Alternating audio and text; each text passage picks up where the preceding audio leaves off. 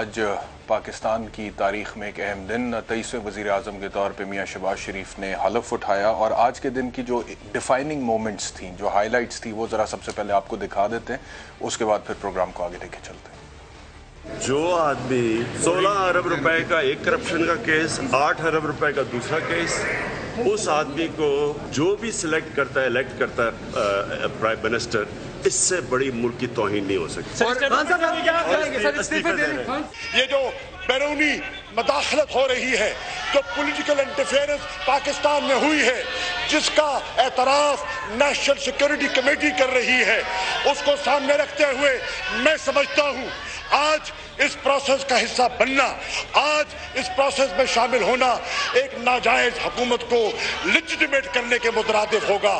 Party کے اجتماعی فیصلے کو سامنے رکھتے ہوئے آج ہم نے تحریک انصاف عمران خان کی مشاورت میں تحریک انصاف کے دوستوں نے فیصلہ کیا ہے، اس ناجائز حرکت میں ہم شامل نہیں ہوں گے۔ ہم آزاد پاکستان کے خواہاں ہیں، آج ہم مستعفی ہونے کا اعلان کر رہے ہیں۔ میرا ضمیر گوارا نہیں کرتا کہ میں اس کارروائی کا حصہ بنوں، میں اس چیئر سے اٹھوں گا اور ایاز صادق جو ہے وہ یہاں پہ آ کے اجلاس چلائیں گے۔ Mia Mohammad Shehbaz Sharif Saab has secured 174 votes. Mia Mohammad Shehbaz Sharif Saab is declared to have been elected as the Prime Minister of the Islamic Republic of Pakistan. تو یہ آج کی ڈیفائننگ مومنٹس تھیں جس میں ہم نے دیکھا کہ حکومت بدل گئی، اور جو اپوزیشن میں تھے وہ حکومت میں آ گئے، جو حکومت میں تھے وہ اپوزیشن میں بیٹھنے کی بجائے استعفے جمع کرا کر، مطلب کہ ابھی تک اسپیکر صاحب کو استعفے پہنچے نہیں ہیں، لیکن وہ کہہ رہے ہیں کہ ہم نے استعفے دے دیے، ہم اس اسمبلی کا حصہ نہیں بن سکتے، اور وہ رخصت ہو گئے۔ اچھا، اس سے پہلے کہ میں مزید آگے جاؤں، میرے اوپر ذاتی طور پہ کچھ تنقید ہوئی کہ جی آپ نے بیرونی سازش کے حوالے سے جو بیانیہ پکڑا وہ کیوں پکڑا، تو میں اس حوالے سے ایک دو باتیں کرنا چاہتا ہوں۔ کچھ لوگوں کو بہت جھٹکا لگا اس بات کا کہ بیرونی سازش کے حوالے سے میں نے عمران خان صاحب کے بیانیے پر یا ان کے نیریٹو پر یا ان کے آرگیومنٹ پر تنقید کی ہے، تو شاید ان کو اس وجہ سے جھٹکا لگا کہ انہوں نے پہلی دفعہ میری تنقید سنی تھی عمران خان صاحب پر۔ میں نے تو اس سے پہلے بھی جب وہ وزیر اعظم بھی تھے بہت بار خان صاحب پر تنقید کی، جب ایک غریب باپ نے اپنے بچوں کو مار کر خودکشی کر لی اور گورنمنٹ کی طرف سے کوئی وہاں پر نہیں گیا تھا، میں نے تب بھی تنقید کی تھی۔ جب ثانیہ ساہیوال ہوا تھا اور وہ ننھے بچوں کو انصاف مکمل طور پر نہیں ملا تھا، میں نے تب بھی تنقید کی تھی۔ جب ثانیہ مری ہوا تھا اور ٹوٹل ایڈمنسٹریٹو فیلئر سامنے آیا تھا حکومت پنجاب کا، میں نے تب بھی تنقید کی تھی۔ جب چیئرمین نیب کا سکینڈل ہوا تھا، وہ سٹوری میں نے بریک کی تھی، اور اس میں جس طرح سے میں سمجھتا تھا کہ انصاف ہوگا ریاست مدینہ میں، وہ نہیں ہوا تھا، میں نے تب بھی تنقید کی تھی۔ جب آٹے کی قیمت اوپر گئی تھی، میں نے تب بھی تنقید کی تھی۔ جب چینی کی قیمت اوپر گئی تھی، میں نے تب بھی تنقید کی تھی۔ جب گھی مہنگا ہوا تھا، میں نے تب بھی تنقید کی تھی۔ جب بجلی مہنگی ہوئی تھی، گیس مہنگی ہوئی تھی، جب ادویات کی قیمتوں میں 300% اضافہ ہوا تھا، میں نے تب بھی تنقید کی تھی۔ جب قرضے 20,000 ارب بڑھ گئے تھے اسلامی جمہوریہ پاکستان کے، میں نے تب بھی تنقید کی تھی۔ اور جب ڈالر ملک کی تاریخ کی بلند ترین سطح کو پہنچا تھا، میں نے تب بھی تنقید کی تھی۔ جہاں تک تحریک عدم اعتماد کا تعلق ہے، میں تو سمجھتا ہوں کہ میں نے خان صاحب کو جتنا میں نے ان کو سپورٹ کرنے کی کوشش کی ایک اینکر کی حیثیت سے، شاید ہی کسی نے کی ہو، اور جتنا میں نے بار بار یہ کہا کہ عمران خان اس قوم کا ہیرو ہے اور ایک برانڈ ہے اور اس قوم کی ڈارلنگ رہا ہے اور اس کو کسی حادثے کا نتیجہ نہیں ہونا چاہیے، مجھے تو یاد پڑتا ہے۔ لیکن اختلاف میں نے کہاں پہ کیا؟ تحریک عدم اعتماد میں I was in total support of stance of Imran Khan, لیکن اختلاف کہاں پہ آیا؟ پہلا اختلاف میرا تب آیا جب میں نے عمران خان کو، جس نے ضیاء الحق کی آفر ٹھکرائی، جس نے مشرف کی وزارت عظمیٰ کی آفر ٹھکرائی، جو اپنے اصولوں پر، نظریات پر ڈٹا رہا، اور میں نے اسی عمران خان کو پرویز الائی کے سامنے گھٹنے ٹیکتے ہوئے دیکھا اور ٹریڈیشنل پاور پالیٹکس کا حصہ بنتے ہوئے دیکھا، کبھی کسی در پر کبھی اس در پر جاتے ہوئے دیکھا، وزارتیں آفر کرتے ہوئے دیکھا، گورنرشپ آفر کرتے ہوئے دیکھا، حکومت بچانے کے لیے، وزارت عظمیٰ بچانے کے لیے۔ تو تب میں نے پہلی تنقید کی۔ دوسری تنقید کی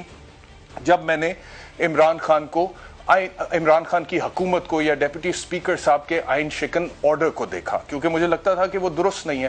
اور وہ عمران خان صاحب بھی اس حوالے سے ان کے کچھ سٹیٹمنٹس ہیں، میں آپ کو بتاتا ہوں۔ क्यों और तीसरी तनकीद मैंने तब की थी जब बैरूनी साजिश का नैरेटिव उन्होंने बिल्ड किया, वो सामने आया और मुझे लगा कि ये रियासत पाकिस्तान के लिए दुरुस्त नहीं है, तो मैंने तब तीसरी दफ़ा तनकीद की। अब मैं आपसे अर्ज़ करूं कि जो पहली तनकीद थी वो भी इमरान खान के हक में थी। नुकसान किसका हो रहा था? अगर इमरान खान जो वो अपने असूलों से हटता हुआ नज़र आ रहा था तो नुकसान तो खान साहब का हो रहा था।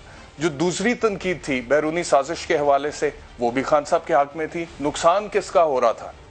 अगर आपके अस्करी इदारे सपोर्ट नहीं कर रहे आपके नैरेटिव को जो आप बिल्ड कर रहे हैं, and they have taken a different line and you taking all together a different line, और उससे पहले आप टिपिकल पावर पॉलिटिक्स के सारे गुर आजमा चुके हैं, आप परवेज इलाई के सामने घुटने टेक चुके हैं, आप वजारतें ऑफर कर चुके हैं, आप हर जगह जा रहे हैं, और फिर ये इंप्रेशन जा रहा था कि आप अपनी वजारत उज़्मा की कुर्सी बचाने के लिए बैरूनी साजिश का गद्दारी कार्ड खेल रहे हैं, और फिर बैरूनी साजिश के कोई सबूत आला अस्करी क़यादत कह रही है कि मिले ही नहीं है, तो फिर वो एक पेज को नुकसान हो रहा था या वो फट रहा था, तो इवेंचुअली नुकसान किसका हो रहा था? इमरान खान का हो रहा था। मैंने उनके हक में उनको बताने की कोशिश की थी।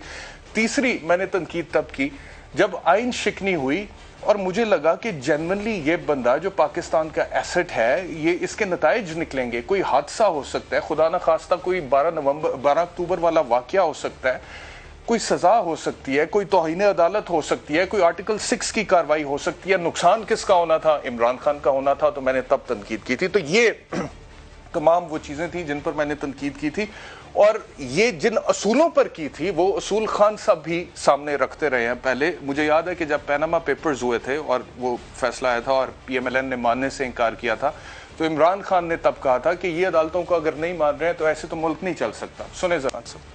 तो अब एग्जैक्टली इसी बयान को ये जो सूरत हाल थी कि सुप्रीम कोर्ट के फैसले को नहीं माना जा रहा था, उसकी कॉन्सिक्वेंसेस निकल सकते थे, तो इस वजह से तनकीद की थी। फिर वोट ऑफ नो कॉन्फिडेंस की कार्रवाई को रोकने के लिए आइन, मैं तो कहता रहा भाई इकट्ठे होने दो सारों को, पूरी कौम को पता लगे। जो आप कहते हैं कि चोर डाकू सारे इकट्ठे हो गए, पूरे पाकिस्तान की politics pro Imran anti Imran हो जाएगी।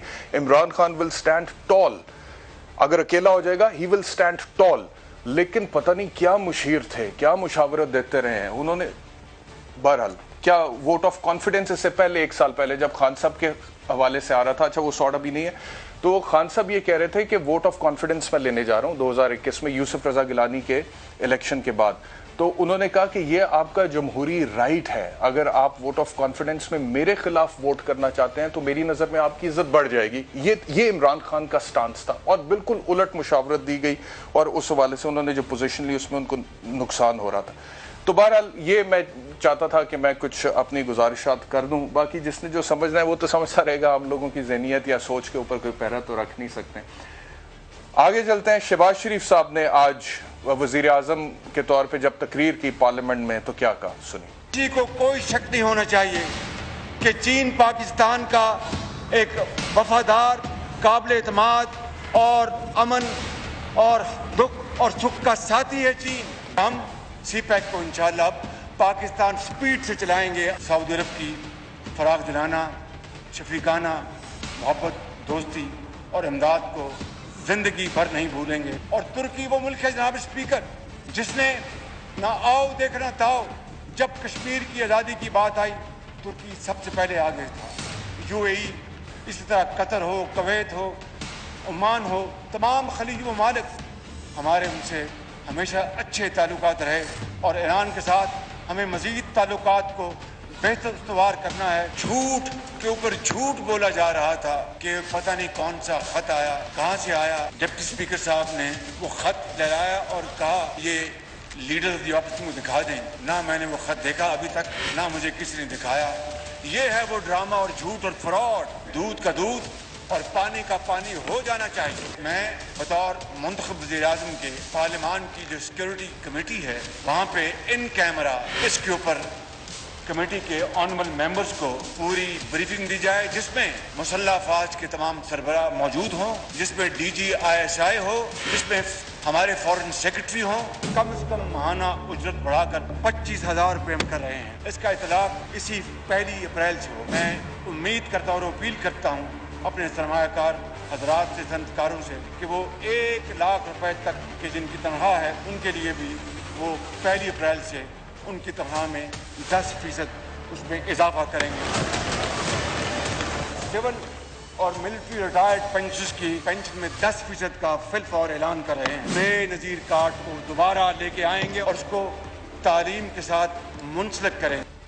تو یہ کچھ اہم اعلانات وزیر اعظم شہباز شریف، ابھی ہمیں بھی عادت ہوگی تھوڑے دنوں میں وزیر اعظم کہنے میں اور پھر سمجھنے میں بھی۔ تو بیرونی سازش کے حوالے سے وہ کہہ رہے تھے کہ میں پارلیمانی کمیٹی جو قومی سلامتی کی ہے ان کیمرہ اس کی پروسیڈنگز کال کروں گا، اور جو بھی اس کے حوالے سے اگر کوئی ایسی بات نکلتی ہے تو 1 منٹ سے پہلے استعفیٰ دوں گا، اور میں سمجھتا ہوں کہ اس کے اوپر انکوائری ہونی چاہیے۔ اور پاکستان تحریک انصاف اب جو کری، پہلے امپریشن یہ جا رہا تھا کہ وزارت عظمیٰ کی کرسی، اسپیکر کی کرسی، ڈیپٹی اسپیکر کی کرسی کا استعمال کیا جا رہا ہے غداری کارڈ یا بیرونی سازش کارڈ کھیلنے کے لیے۔ اب اگر آپ نے استعفے دے دی اور آپ سڑکوں پر آ گئے اور یہ آپ کا پرنسپل سٹینڈ ہے اور آپ کے پاس کوئی ثبوت ہیں تو لائے سامنے، ہمارا شو ہے، ہم اس میں ڈسکس کریں گے، سامنے عوام کو بھی بتائیں گے۔